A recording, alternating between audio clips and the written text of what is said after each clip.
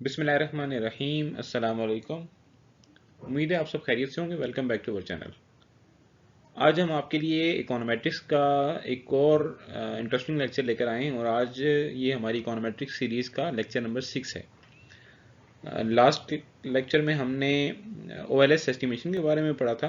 अगर आपने अभी तक वो वीडियो नहीं देखी तो वो वीडियो का लिंक आपको ऊपर मिल जाएगा और बाकी तमाम लेक्चर्स के लिंक्स जो हैं वो नीचे डिस्क्रिप्शन में भी मैं डाल दूंगा, वहाँ से भी जाकर आप स्टेप बाय स्टेप लेक्चर 1 2 3 4 5 को फॉलो कर सकते हैं।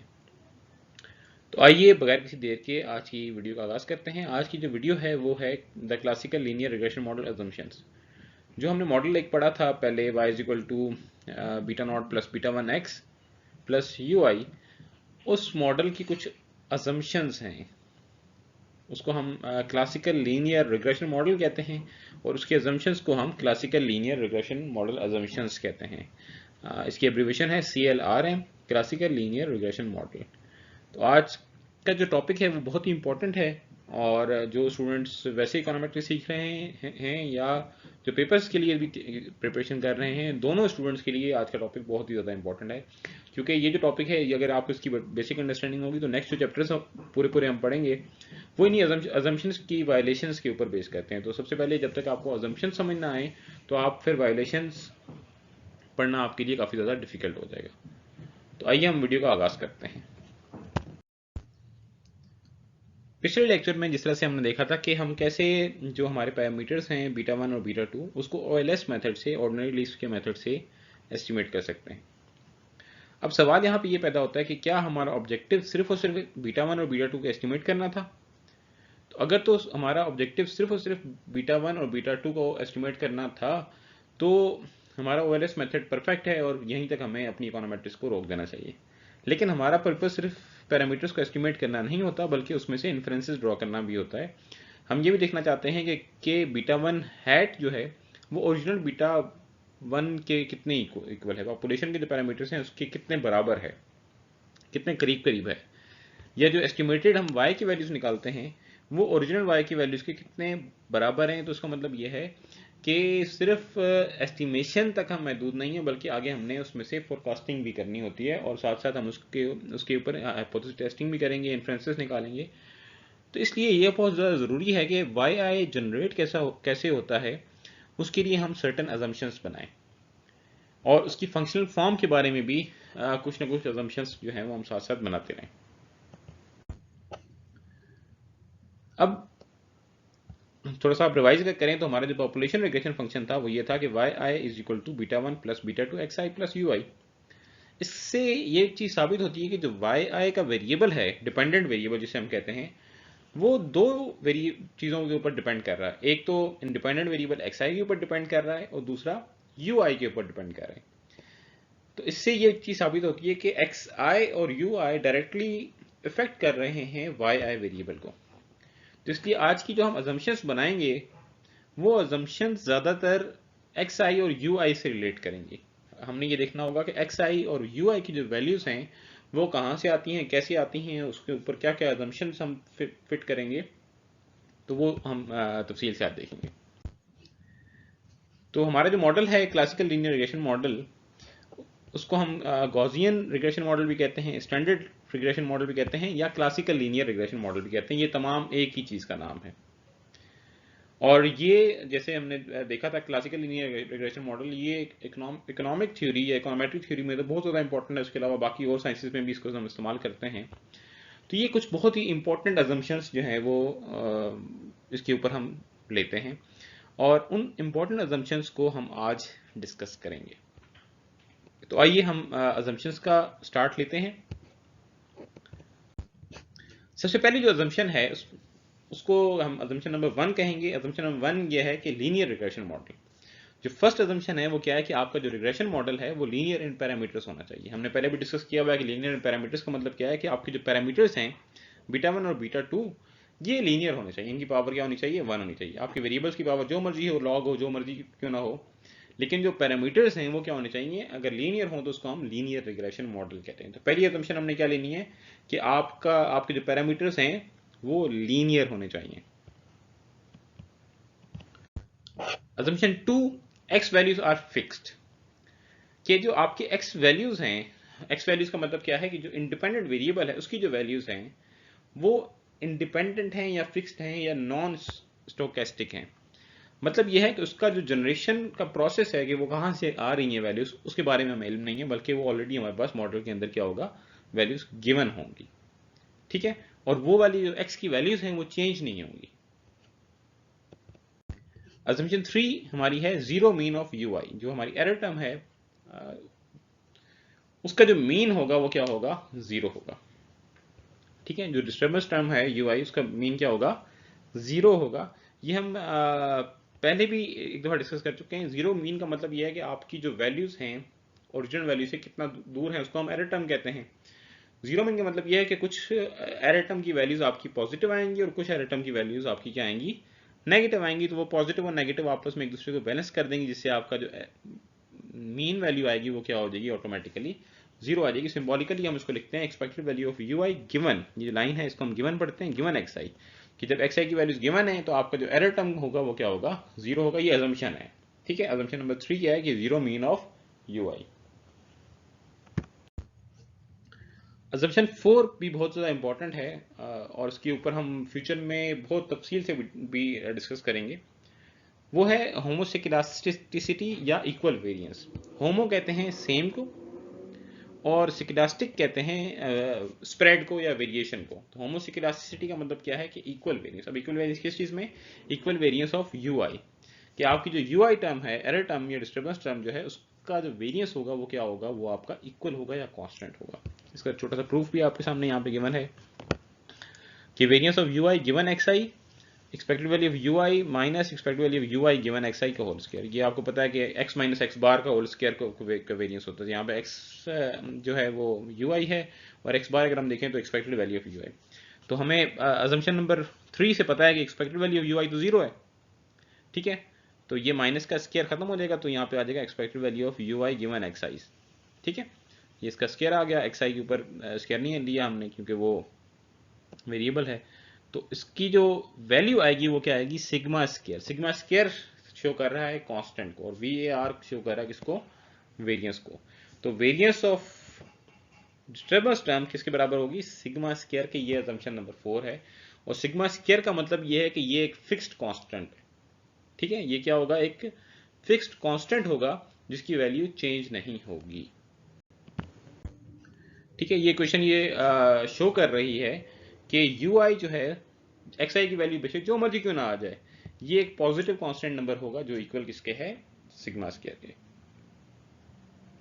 और ये जो इक्वेशन हमने लिखी है variance of X I is equal to sigma square, ये बेसिकली अजम्पशन ऑफ होमोस्किडास्टिसिटी कहलाती है, जिसमें होमो का मतलब है इक्वल और स्प्रेड का मतलब, स्किडास्टिसिटी का मतलब क्या होता है, स्प्रेड। ठीक है, तो आसान लफ्जों में हम ये कह सकते हैं कि आपकी जो एरर टर्म का वेरिएंस है वो क्या होगा, कांस्टेंट रहेगा। इस अजम्पशन को हम होमोस्किडास्टिसिटी या अजम्पशन ऑफ इक्वल वेरिएंस कहते हैं।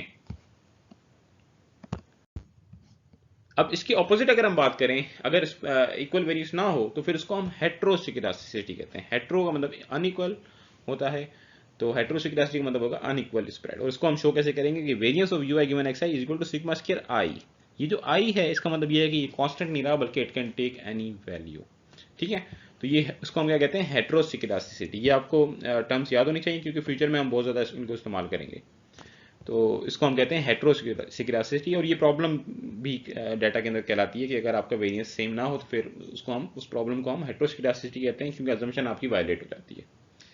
ठीक है, इसके बाद अजम्पशन नंबर 5 है और अजम्पशन नंबर 5 जो है वो ये कहती है कि no autocorrelation between the disturbances, कि आपकी जो डिस्टर्बेंस हैं, एरर टर्म हैं, यू आई की वैल्यूज हैं, उसकी दो वैल्यूज के दरमियान में जो कोरिलेशन होगा या ऑटो कोरिलेशन जो होगा वो किसके बराबर होगा, वो जीरो के इक्वल होगा, या कोवेरियंस जो है वो किसके बराबर होगा, जीरो के बराबर होगा।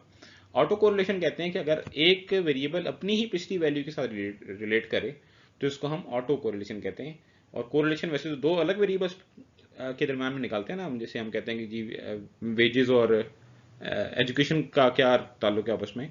तो अगर मैं ये कहूँ कि मेरी करंट मंथ की जो सैलरी है उसका मेरी पिछले मंथ की सैलरी के साथ क्या रिलेशन है, तो उसको हम ऑटो कोरिलेशन कहते हैं कि एक वेरिएबल अपनी पिछली वैल्यू के साथ ही क्या कोरिलेट कर रहा है कि नहीं कर रहा। तो यहाँ पे हम कोवेरियंस निकालेंगे, दो एक्स में से जो एरर टर्म निकले हैं, एक्स आई में से जो एरर टर्म निकला है यू आई है, एक्स जे में से जो एरर टर्म निकला है वो यू जे है। इसका हमने जब कोवेरियंस निकाला तो ये इस तरह से हमने एक फार्मूला पुट कर दिया यहाँ पे। ये सेम उस तरह आपको पता है कि expected value of U I given X I zero होता है, तो ये खत्म हो गया यहाँ से। तो यहाँ पीछे क्या रहेगा, एक्सपेक्टेड वैल्यू ऑफ यू आई और एक्स आई, और सेम इस तरह यहाँ पे क्या रह गया, यू जे और एक्स जे। तो ये तो हमें यहाँ पे ये इक्वेशन आ गई, expected value of U I given X I, U J given X J. ठीक है, वो अजम्पशन नंबर 3 कि expect value of U I X I zero होता है। तो सेम वही यहाँ पे दोबारा अप्लाई होगी, तो ये किसके बराबर, ये फर्स्ट टर्म जीरो हो गई, तो zero multiply by this is equal to zero. ठीक है, ये इसका छोटा सा प्रूफ भी है। अगर प्रूफ आप ना भी अंडरस्टैंड करें तो आप अभी फिलहाल आपको इसकी थ्योरेटिकल जो नॉलेज है वो अंडरस्टैंड करना जरूरी है, लेकिन प्रूफ भी आपको समझ आ गया होगा। ठीक है, अगर हम वर्ड्स में इसको लिखें तो इसका मतलब ये है कि यू आई और यू जे जो है वो अनकोरिलेटेड है। ठीक है, इसका मतलब ये है कि इनके दरमियान आपस में कोई सीरियल कोरिलेशन या ऑटो कोरिलेशन नहीं है, कोई सीरियल कोरिलेशन या ऑटो कोरिलेशन नहीं है। इसको हम अजम्पशन नंबर 5 कहते हैं।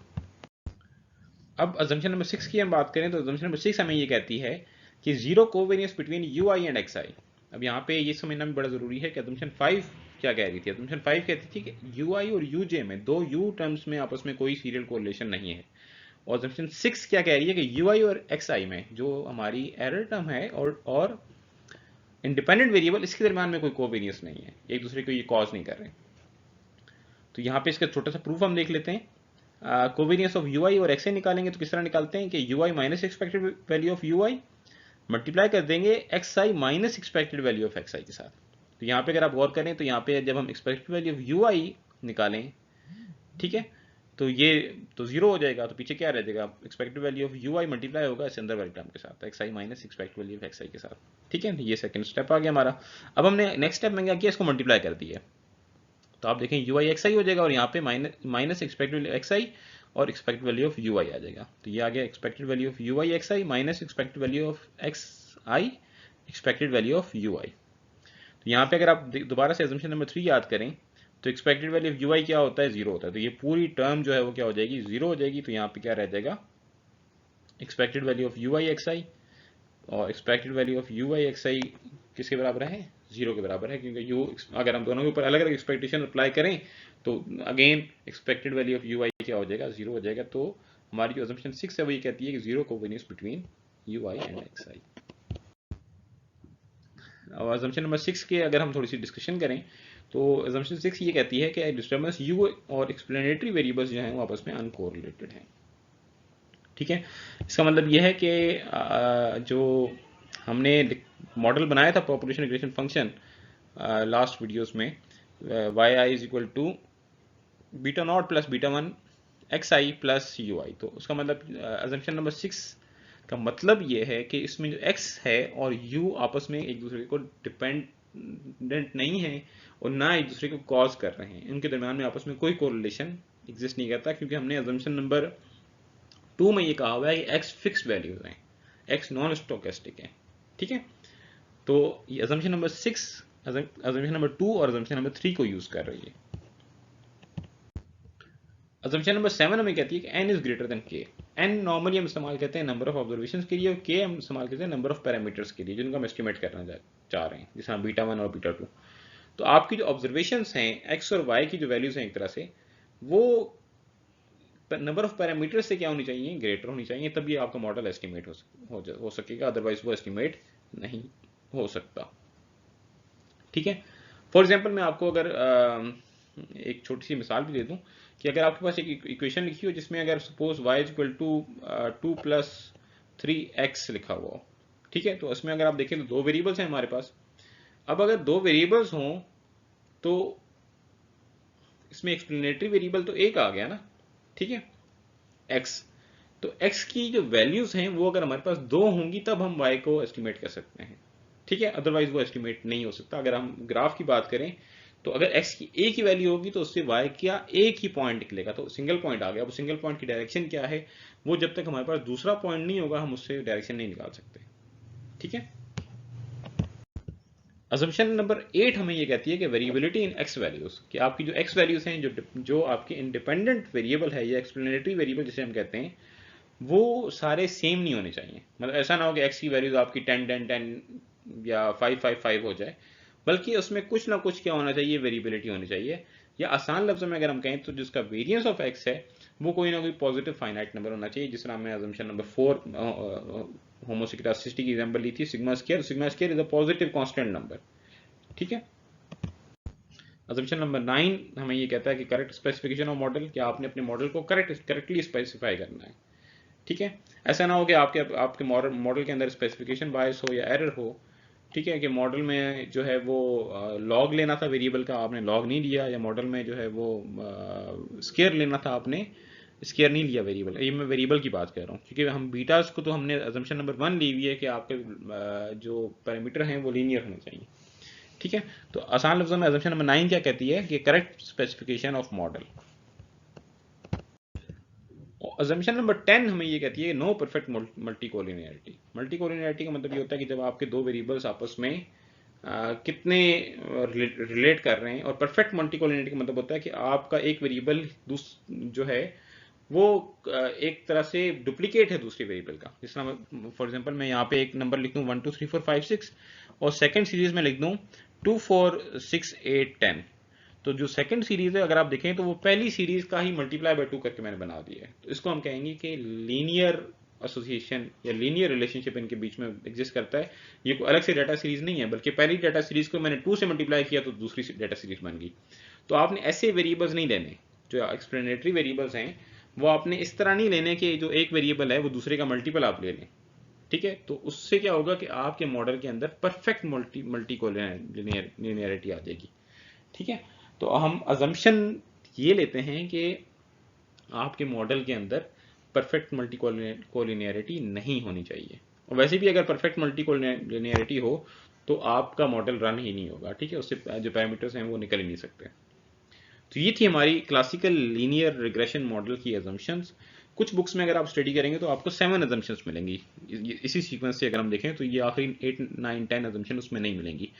कुछ बुक्स में 8 9 10 है, तो इसलिए मैंने अपनी वीडियो में एक्स्ट्रा इन्फॉर्मेशन के लिए भी आपके लिए 8 9 10 अजम्पशंस को भी शामिल किया है। अगर आप इसको अपने पेपर में या वैसे अंडरस्टैंडिंग के लिए 8 9 10 को भी कंसिडर करें तो ये बिल्कुल करेक्ट हैं, इसको कोई रॉन्ग नहीं कह सकता।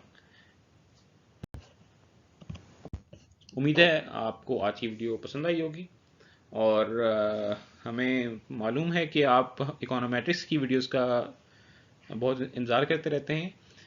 थोड़ा थोड़ा गैप आ जाता है, लेकिन हम कोशिश करते हैं कि आपके लिए आसान से आसान वीडियो बनाएं और इकोनोमेट्रिक्स को आसान लैंग्वेज में करके आपको सिखाने की कोशिश करें। अब हम अपनी इस कोशिश में कितना कामयाब हो रहे हैं ये तो आप ही हमें इस वीडियो के कमेंट बॉक्स में बताएंगे। हमें आपकी फीडबैक का इंतज़ार रहेगा। अगर इसके अलावा आपकी कोई क्यूरी हो तो वो भी आप कमेंट्स में दे सकते हैं। नेक्स्ट वीडियो जो है वो इसी अजम्पशंस की वायलेशंस के ऊपर हम बनाएंगे। और एक मेरी कोशिश है कि मैं एक न्यूमेरिकल एग्जांपल भी ओएलएस के ऊपर जो है वो आप लोगों के साथ शेयर करूँ। वो स्टैटिस्टिक्स के अंदर भी और इकोनोमेट्रिक्स के अंदर दोनों के लिए बहुत ज़्यादा इंपॉर्टेंट है। तो उसके ऊपर भी मैं वर्किंग कर रहा हूँ, तो आप चैनल के साथ जुड़े रहिएगा। बहुत जल्द आपको वो वीडियो भी देखने को मिलेगी। मिलते हैं अगली वीडियो में। अपना ख्याल रखिएगा। अल्लाह हाफिज़।